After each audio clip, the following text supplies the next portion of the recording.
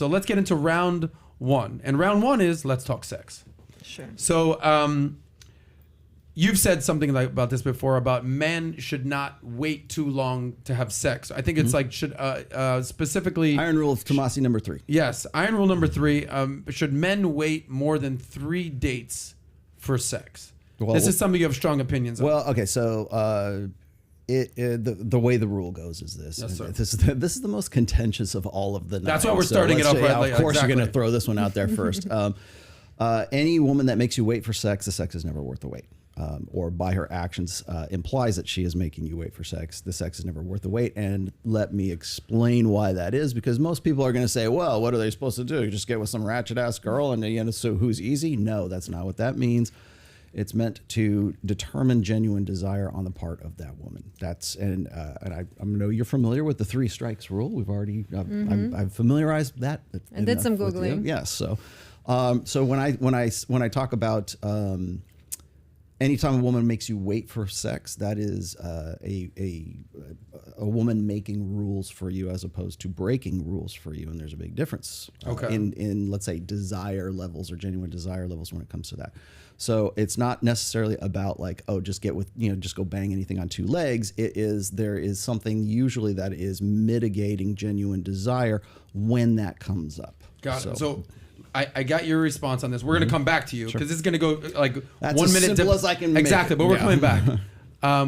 Should a woman make a man wait more than 3 dates for sex? I think there's no magic number. I think, first off, my big theory about dating is don't go on random dates with random dudes, with people who you just think you're hot and they're inviting you on a date, and then you're trying to decide whether or not you actually like them. So my whole approach to dating is that you should go on a date that you already do find physically attractive and you do want to sleep with him, and then you can, based on your connection and what you feel on that date, then you should sleep with that person. Is it 1, 3, 5 months? Like, that's everybody's personal decision. I think if you wait 3, 4, 5 dates, doesn't really change what's gonna happen next. Of course, don't sleep with every guy that you find physically attractive or you kind of like hit it off with, but waiting or not waiting for sex, I feel like that's just outdated way of thinking. That, 3 dates and then okay, if you don't sleep on the 3rd day, then you're out. So you're saying that you should do your vetting process up front. Yeah. Ask the questions, Before kind of you're get to even know on them the date. before you're on the date. Then you've already Preemptive. kind of established what the person stands for, what they understand what you stand for, Yeah. and then whether it's 1 date, 3 dates, 10 dates, you've already done the vetting. Yeah, because that's what I was saying before about high standards and high like experiences or whatever I said before. It's like if you don't value yourself, you don't value your time, you're gonna go on a date with any guy who invites you. Like, do you think that I have time to go on a date with every guy? I mean, I'm in a relationship now, but like, do you think I have time to go on a date with every guy who thinks that I'm hot? No. But why would I do that? Like, why would I? And then on that date, I decide whether or not, like, no, just focus on yourself. Do like, make sure that you are the best version of yourself. And then you're going to attract those type of men.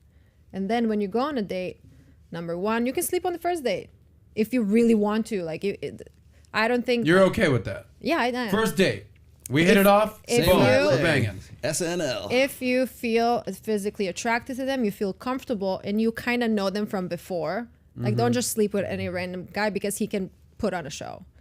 Just like do your research before. And that's also when I have my followers asking me about online dating. They're like, well, the first date, coffee date, that's a whole big strategy that I have. Coffee and walk dates are not acceptable first date options. Coffee and walk dates are not acceptable. Why is that? Oh, that's, you didn't do. I don't know all the answers. No, that was my first and like the most viral video that I said I'm. Explain why. Why is that?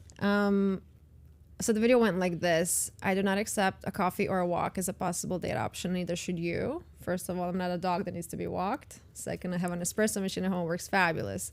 And in that video, I went on and on saying how a guy needs to pick me up and he needs to take me to a restaurant and he needs to, like, I'm going to study you a bit.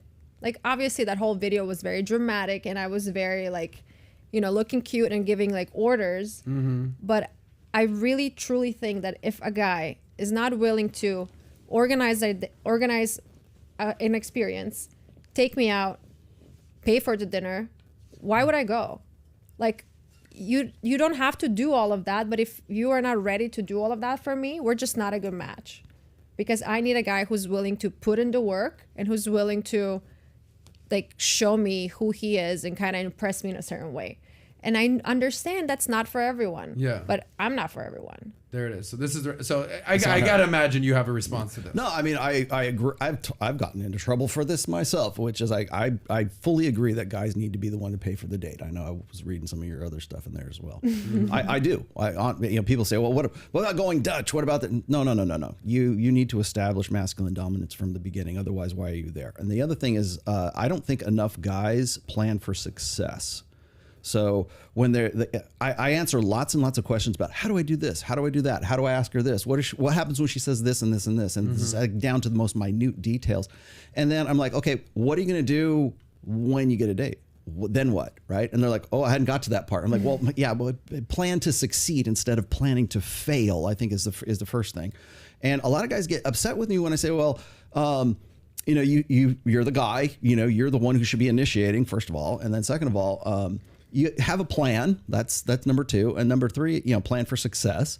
And then plan an experience in some way. I think a lot of people, like you were saying, I agree with you, probably for a different reason when it comes to coffee and stuff like that. There's no potential for an emotional connection. And what I mean by that is, and I don't mean, oh, we're going to fall in love or anything like that. I mean, there's got to be some sort of excitement. That emotional connection, that emotional association with that guy can be positive or it can be negative. Doesn't make any difference, right? Love me, hate me, don't forget me. So you want a thriller and whatever else, go take a rock climbing or paragliding or something like that. Associate those highs, that high emotional association with that guy, so that's what she remembers, or what is the it's sort like of leave an impression. In advertising, it's called the emotional center of like whatever the ad is or whatever else. That emotional center has to be when she remembers you. The first thought is, oh, remember when we went rock climbing? Remember when we did this? I don't know, went jet skiing. I don't know, whatever. It's a high intensity, high emotional association with that guy. And again, like I said, it doesn't have to be parasailing. It can be something where it's like, oh, he made me so mad when he said that, but you still remember that guy. You still have that connection and that emotionality with him. So the only way that men can establish that is by coming in and saying, okay, here's where we're going and here's what we're doing. And if you have a problem with that, then we're not going to go to get coffee. We might go jet skiing instead, or we might just simply say, you know what, we're going to go hiking.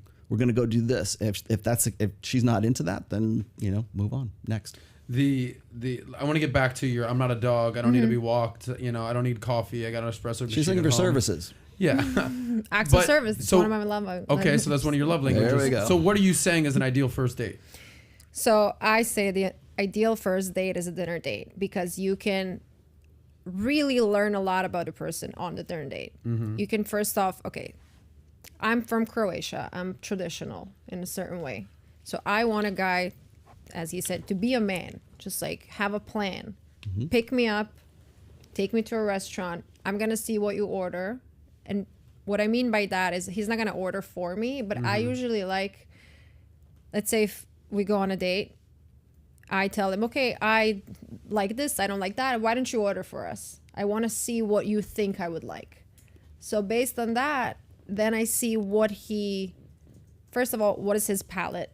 I'm a big foodie, and that's actually one of the reasons why a dinner date is so important for me. And do you care what type of restaurant he takes you to? Yes. What type of restaurant? It doesn't. Okay, so it doesn't have to be Taco Bell. Well, her eyes just rolled like the back of their head right there. I actually never went to Taco Bell, I think.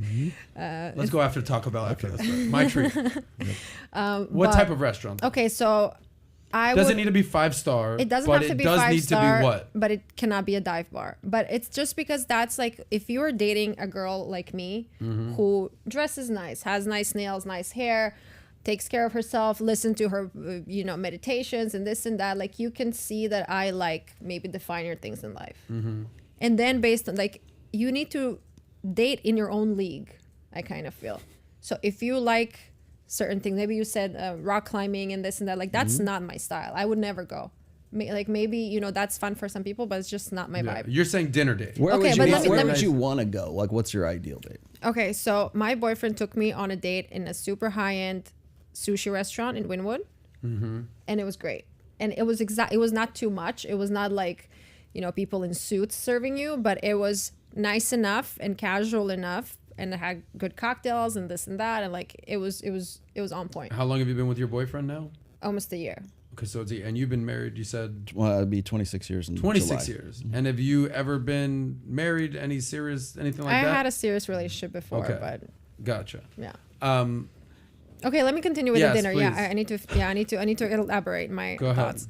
So when you, and first off, you come to dinner date and you tell him, what would you order for us? Mm-hmm. Here you can see how generous he is when it comes to, this is also a money show, right? Like it's very important what's his financial situation. Brand We can't- management.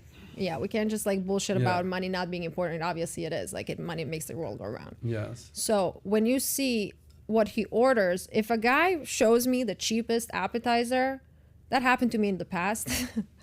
How dare you? There was this dude who showed me like the cheapest cocktail on the list. It was like a promo, and You have a coupon? I'm sure he had a coupon in his pocket, but he showed me the cheapest thing, and I'm like, I don't like that. He's like, oh, you're not, and then you see that he's just cheap. And it's not about dating somebody for money, even though obviously that's a whole nother topic. You know? Yeah, we'll get there. I'm sure. But it's like, if you're showing me the cheapest thing on the menu, I see that you are in here already thinking to save up. Like, what are How you big doing? is a turnoff is that? What do you mean? How turn big off? of a turnoff? Oh, disgusting. No. Unacceptable. No. Now, Okay, let me- unacceptable. How so? What are you meaning? Like you're gonna leave the I just- date, or no, there I mean, won't be I- a second date? I would. You'll tell all your friends No, this I guy's a would take. cheapskate. I would take whatever drink I want to take. I would hope he's gonna pay for it because that's a first date, obviously. And then I would never see him again. Not because of the pricing or like whatever trolls are gonna jump at me. It's because like you think of me as not an investment, so you don't see me as equity. Brand management. Yeah. What do you mean by brand management? Go ahead. All, Rolo. all dating today, really since 2000, is about brand management. If you are online, if you have an Instagram account, if you are an influencer, if you are on Twitter, the number one dating app is not Tinder, it's Instagram right now. And are you cool enough to hang out? So it's all imagery, it's all bullshit, it's all brand management. So you are your own brand. Adam Sosnick is the brand of Adam Sosnick. Yeah, I was actually pretty cool on Instagram for a while, and then I got taken down. Now I'm 0% cool. I mean, you got a 12-year-old girl in middle school who has an Instagram account. She is her own brand. She doesn't realize it, but she is her own brand. Management. And so we take that and we transition that over to the dating scene right now. The other thing is, it's kind of ridiculous to talk about dates right now because nobody dates. It's not Happy Days anymore. It's not the 50s. It's not like, oh, I'm going to take you out and we're going to go have dinner at the Sock Hop or whatever and get a burger and a milkshake or some shit like that. It's not like that anymore. The number one way that men and women meet each other is online. Yeah. And it is no longer Plenty of Fish. It's no longer Match.com. It's no longer eHarmony. It is now this. He's cute. He's not cute. He's cute. He's not cute. It's all about imagery, and it's all about like ordering humans online. Exactly. It is immediate. We used to. But that's how they meet initially. But then they have to meet up in person. Yeah, at and then one once point. exactly. Once you get to that point, then yes. But but that's the precursor to all of that. So when we're talking about like dates and this and that, depending on what the league or the classification of guy that you're going to get with, there's leagues on Tinder, there's leagues on Hinge, there's leagues on Bumble, and it's not necessarily the people who are putting themselves into that. It's the actual app itself that is doing that. So when you go on Hinge or you go on, especially Hinge, because women get to choose the guy rather than like make the mutual connections on Tinder. But when you're on Tinder, you are classified. It's almost like a tournament ranking system. So if you are getting lots and lots of hits as a beautiful woman, you're ranked differently than women who are not. And the same goes for guys as well. There are far more guys, of course, on apps than there are women, but you're ranked. And of course, if you want to get out of that rank, you can pay to get out of that rank. What do you think about people who pay for apps? What do you mean pay for apps? You can pay for extra. to boost you up yeah. in the algorithm. Yeah. Well, you can do that. Well, how is that any Brand management. Brand management. How is that Promotions, advertising, marketing. How is that any? Have you ever?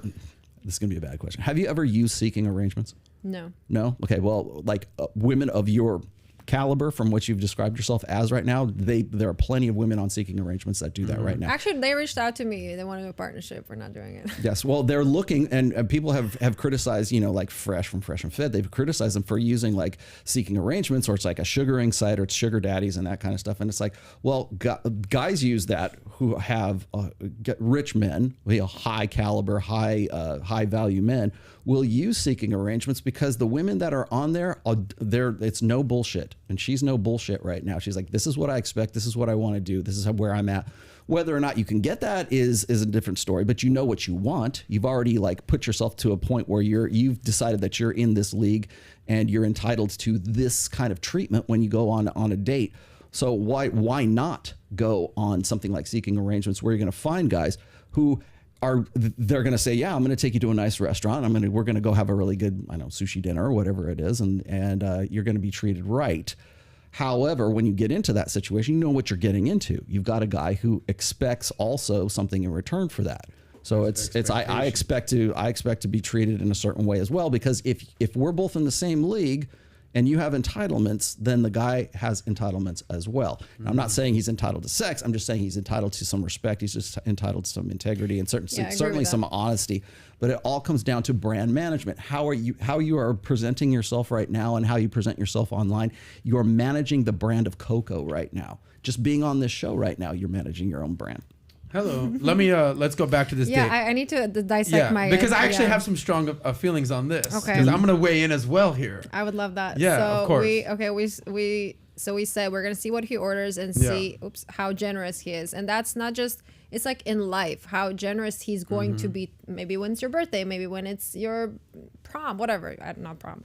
But, okay, that's that. Then we have how he treats the staff. That's huge, by the way. That's huge. It's not just like, is he nice or not nice? It's also like the way he speaks to other people and the way he speaks to you when other people are present. So let's say if a server comes right now and he's like, oh, I'll have a beer. What would you like? That's rude. In my world, you ask the lady, what would you like to drink? And then you can order. I don't care who orders like towards the server, but ask me what I want to drink before you order. And I would do that for my girlfriend. I would do that for anyone. I would do that for anybody, like whatever, you know what I mean. Okay.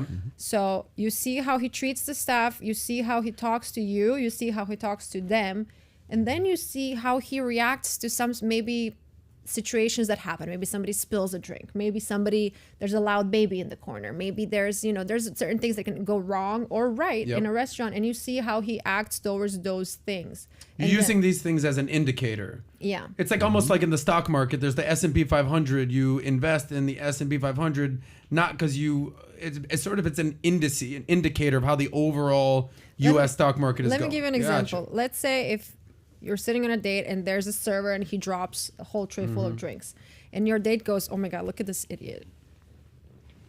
Yeah. You see that this guy is, first off, negative, insulting. He was never a server, and not that, you have to be a server, but I was a server and I know how hard it is to be a server. So let me recap this. Number one, you're talking menu, pricing. You're looking at that as the guy cheap or not. Number two, how he treats the servers, how he treats the help. And number three, how he reacts to his surroundings. Yeah. Did I kind of nail those three? Yeah. Is there a fourth? I'm very traditional, so I was just treated in a certain way my whole life, and I'm used to that way. Got it. Like, I like when I stand up, like I'm going to the bathroom, and like you're looking for a gentleman. You believe in Yes. chivalry. Yes. Okay. Etiquette. And I assume that you encouraged men to be gentlemen. But she hit on something that I've actually said in the past. Actually, I think in my second or third book, is the surest way to determine a woman's character is to see how she reacts to people who can do nothing for her, she has no interest in whatsoever. How does she treat the staff, like you were saying before? And that's actually a very good indicator of what, because I mean, really, like, are you going to get snotty about stuff? Are you like you an entitled princess? Are you, or are you? Have you been a server in the past, and you know what these people are going through, so you have some sort of empathy with them? And so that's another thing. One of the things I talk about all the time is like just watch what she does around people who can do absolutely nothing for her. Wow. I also want to point this out as well is like because she's talking about. What she expects from a date and everything else. And we were talking about money and all this other stuff. And I said this on another podcast not too long ago. Women marry a lifestyle. They don't marry the man. I agree with that They sometimes. want the lifestyle. You agree with that sometimes? Sometimes, yeah. What's the not sometimes? So I actually agree with that Yeah. wholeheartedly. So Yeah. I want to hear what They're the looking. sometimes They is. don't fall in love with the man. They fall in love with the lifestyle or the potential of a lifestyle. Yeah, I mean, obviously you get married for love too, but my mom always told me my whole life, like, it's not just like love is not enough. You have to see the person you marry is the person you're going to spend your life with. So you have to see like who he is. And when he also says lifestyle, I mean like his daily habits. Does he sleep until noon, or he like wakes up in the morning, he's productive and he's doing something? Like, you don't have to marry rich, but you have to, and when we talk about money and lifestyle, whatever, it's like you have to marry somebody who wants to do something. Potential. So, yeah, I'm a very ambitious person, and luckily my boyfriend is very ambitious. But if he wasn't, I would not be attracted to him. Period. Like, If he was not ambitious. no, So if he was super rich, but he was like, it was like family money, and he just kind of had no ambition, would that be a turnoff? maybe I would entertain it for a little bit, but I would